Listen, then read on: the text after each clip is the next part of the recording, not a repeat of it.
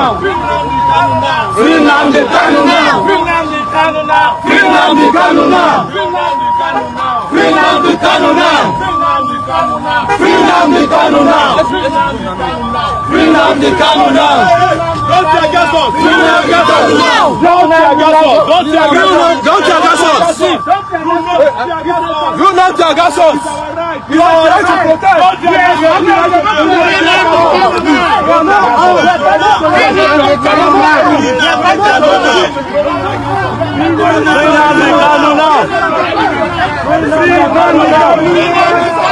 Free Nnamdi Kanu now! Free Nnamdi Kanu now! Free Nnamdi Kanu now! Free Nnamdi Kanu now! Free Nnamdi Kanu now! Free Nnamdi Kanu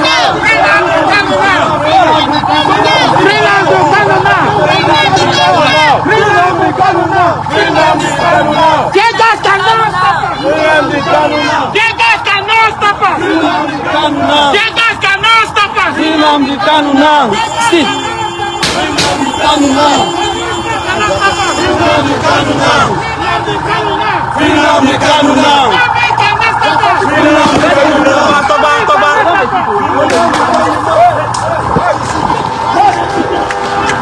Let's go to beggar.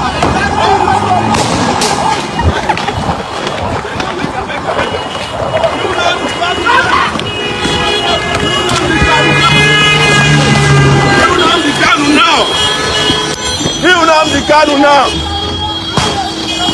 Nnamdi Kanu now!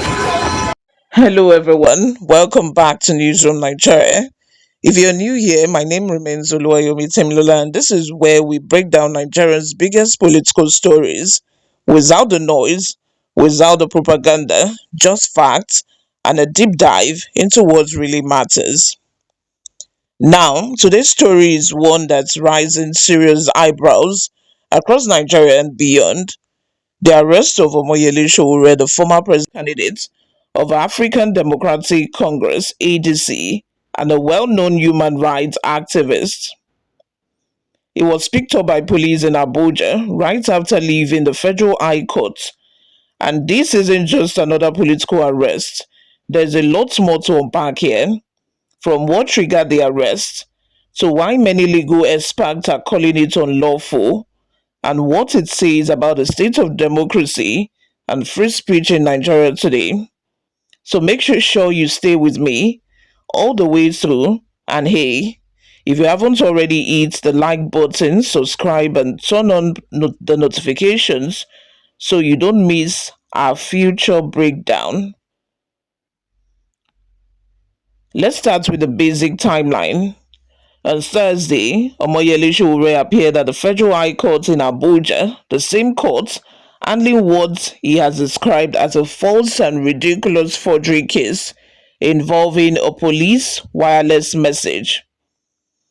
Now, according to a report from Sahara reporters, which Sowore actually founded, the presiding judge, Justice Emeka Iwete, was not sitting that day, meaning there was no hearing. Sowore was simply leaving the court premises. But here is where things take a strange turn. Shortly after he stepped outside, a police officer approached him, reportedly saying, "Sir, you're under arrest." Orders from the Commissioner of Police in the Federal Capital Territory. His legal team, led by Tope Temokun, immediately challenged the officers, asking on what grounds, but the police refused to provide clear details. Instead, they said they were acting on direct orders from the FCT Commissioner of Police. Despite protests from his lawyers and colleagues, Sowore was taken away in a waiting vehicle. Now, let that sink in. A man walks out of court only to be rearrested without a clear charge, without a warrant being shown, and in front of his legal team. That's not just dramatic, it's deeply concerning. For those who may not know, Omoyele Sowore isn't new to controversy or confrontation with the authorities. He's a human rights activist, a former presidential candidate, and the founder of Sahara reporters, a media outlet known for exposing corruption and government abuses. Back in 2019, Sowore was arrested and detained for months after calling for the Revolution Now protest, a peaceful movement demanding better governance, accountability, and social justice. That arrest drew global condemnation from Amnesty International, the UN, and various human rights groups who described it as a violation of freedom of expression. That was not the only time that Sowore was arrested, mind you. He was already also arrested, I think, late last year or early this year, when he had, an altercation with policemen who were standing by the road leading to the airport. He was arrested also when he said Kayode Egbetokun, the Commissioner of Police, is an illegitimate one because his tenure was extended by the president unlawfully. And even because of that extension, Tinubu had to go all the way out to pass a bill to make it a law just to allow for the extension of Kayode Egbetokun. So he has been arrested several times, and I'm very sure that to show it's nothing new any longer. Moving on, and now once again in 2025, he finds himself at the center of another arrest. This time, tied to a case that many believe was manufactured to silence him. So this isn't just about one man being picked up by police. It's about what his arrest represents, the broader pattern of intimidation, fear, and shrinking civic space in Nigeria. Now let's dig into legal side of things. According to Nigerian's constitution, specifically section 35 subsection 1, every person shall be entitled to his personal liberty and shall not be deprived of it except in accordance with the procedure permitted by law. In plain English, you can't just arrest someone without a valid legal reason, a warrant, or clear charges. And the fact that Sowore was arrested right outside a court after attending a scheduled hearing raises red flags on due process and judicial respect. If a judge wasn't sitting and there was no fresh order, then on what legal basis was he arrested? Or should we say because he hugged Nnamdi Kanu and, had just a few words, exchange a few words with him? Could that be the reason why Sowore has now been arrested? We'll find out. Even more troubling, the officers refused to explain the reason for the arrest to his lawyers. That's a direct violation of Section 35, subsection 3, which states that anyone who is arrested must be informed in writing of the facts and grounds for the arrest.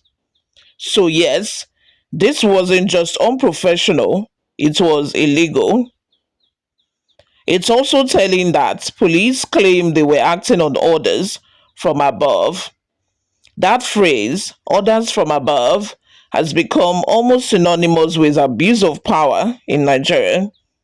It implies that someone high up, perhaps with political interest, wanted Sowore silenced, even if it meant bending the law. Before we continue, what do you think? Do you believe Sowore's arrest was politically motivated? Or do you think the police might actually have a legal reason that they are not disclosing yet? Let's talk in the comment section. I read every single one of them. And don't forget to smash that like button and subscribe just to encourage us. If you appreciate the deep, honest analysis like this, it usually helps the channel grow. Thank you. Now, here is what's even more interesting. The timing of these arrests. Just days before these incidents, Sowore was seen at a protest in Abuja, calling for the release of Nnamdi Kanu, the detained leader of the indigenous people of Biafra, IPOB. That arrest led to arrest of Kanu's brother, Prince Emmanuel, and his lawyer, Aloy Jimako. So could Sowore's arrest be connected to his activism around Nnamdi Kanu's detention? It's very possible. The government has long been sensitive, some would say allergic to any form of civil protest, especially when it involves IPOB or calls for justice. But here is the issue. Freedom of association and expression are protected under Section 39 and 40 of a constitution. You cannot criminalize peaceful activism. So when an activist like Sowore, who is simply exercising his civic rights, is targeted like this, it sends a strong message that the state would rather silence dissent than engage in dialogue. Let's zoom out a bit. In the past few years, Nigeria has seen a worrying trend. Journalists arrested for doing their jobs. We've seen that a lot in this administration. Protesters detained without trial, yes. Courts disrespected by security agencies. From the NSAS movement in 2020 to recent arrests of peaceful protesters, it's clear that freedom of expression is under siege. And when someone like Sowore, who has already faced multiple arrests, survived gunshots during protests, and still keeps speaking up, is arrested again, it tells every other young Nigerian activist, be quiet, you're next. But here is the truth. Democracy cannot strive without dissent, and no matter how uncomfortable dissent may feel to those in power, it's a necessary ingredient for a free society. As of now, Sowore's lawyers, led by Tope Temokun, are demanding his immediate release and an explanation for his arrest. Civil rights groups are also calling on the Inspector General of Police and the National Human Rights Commission to step in. If his case goes unchallenged, it could set a dangerous precedent where activists can be picked up anytime, anywhere, without cause. So the coming days will be very crucial. Will the police present a valid charge, or will this be yet another case swept under the rug after public outrage? We would have to wait and see. To wrap it all up, this isn't just about Omoyele Sowore. It's about the right of every Nigerian to speak, to question, and to demand better without fear of being arrested. Because when we lose the ability to challenge authority peacefully, what we are left with is not democracy, it's control. So let's stay alert, stay informed, and keep the conversation going. If you found this breakdown insightful, please give this video a thumbs up, subscribe, and share it with your friends and family who need to hear this. I'll keep following the story closely, so stay tuned for updates right here. Until next time, my name remains Oluwayomi Temilola, and this has been your deep dive analysis on Sowore's arrest. Stay aware, stay bold, and keep demanding accountability. I will see you all in my next video, my people. Bye for now.